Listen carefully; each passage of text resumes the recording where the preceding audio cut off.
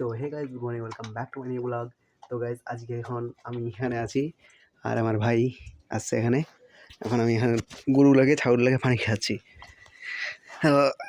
ছাগলগুলোর কত সৌভাগ্য দেখেন, খিচড়ি খাচ্ছে, খিচড়ি। এ তো মানে দেখো, হাত দাও, হাত দাও, হাত দাও, এইগুলো খেয়ে খাও তো, ধরো খাও, হাতে নাও, হাতে নাও, এই দেখো কিরম কিরম ভালো খাচ্ছে, কেমন সেই ভালো, আমার কথা সেই শুনছে। সোয়াবিন খেতে পারছে, তাও সেই যে সোয়াবিন, এই সোয়াবিন, সোয়াবিন খাবা, সোয়াবিন খাও। সোয়াবিন খাচ্ছে গরু, গরু আমাদের সোয়াবিন খাচ্ছে। এই যে এদের এটা খাওয়ার জন্য হারি করছে, হ্যাট।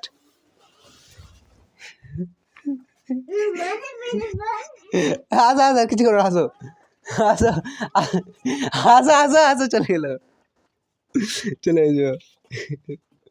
ওকে গরুর পানিটা মুখে লাগা দিয়েছিল আমার।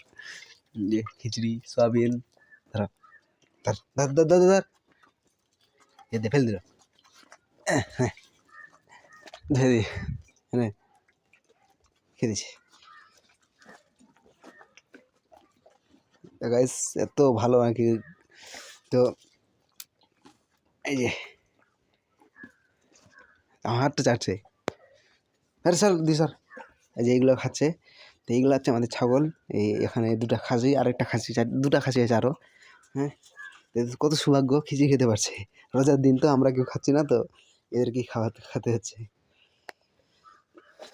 আমাদের নতুন খড়িঘর, এই যে এটা হচ্ছে আমাদের নতুন খড়িঘর। হ্যাঁ, এখানে বাদ দেওয়া আছে, খুলি বাদ দেবে, বাদটা খুলতে হবে, খুল। হ্যাঁ খুলে গেছে, তো দেখাচ্ছি ভিতরে উঠে। এই যে এদিকে হচ্ছে খড়ি রাখা আছে, খড়িঘর। এদিকে হচ্ছে এই যে মাকাইয়ের এগুলা, ইসে মাকাইয়ের যেটা ভিতরে থাকে, ভিতরের অংশটা, এগুলো শুকিয়ে রাখা আছে, এগুলো জ্বলাচ্ছি। আর উপরে এই যে সিংচা সব, এই যে এদিকে বড়ো বড়ো সিংচাগুলো আছে, উপরে ফাঁকা আছে আর কি। তাই চড়ে দেখাচ্ছি আমি, চড়তে পারবো কিনা।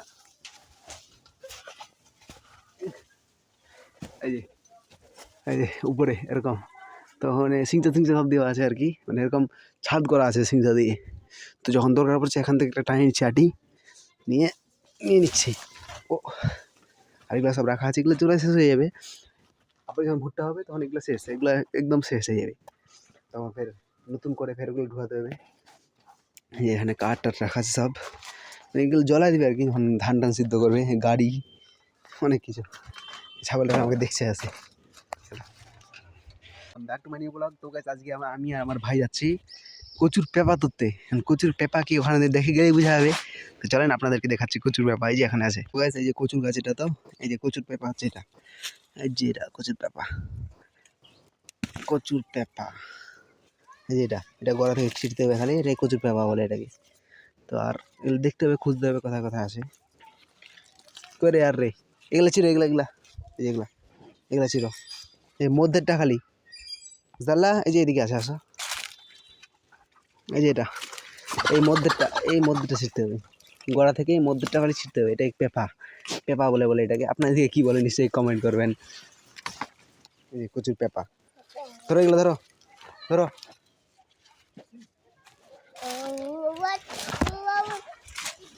এই যে এখানে আছে একটা, এগুলো পেঁপা না, পেঁপা বলে লাগবে।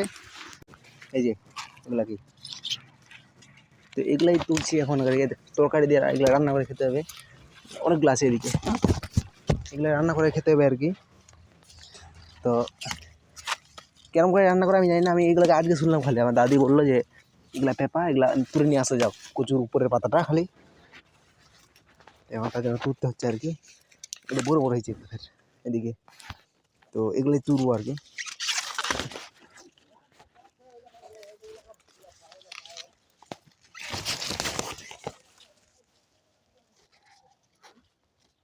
এই যে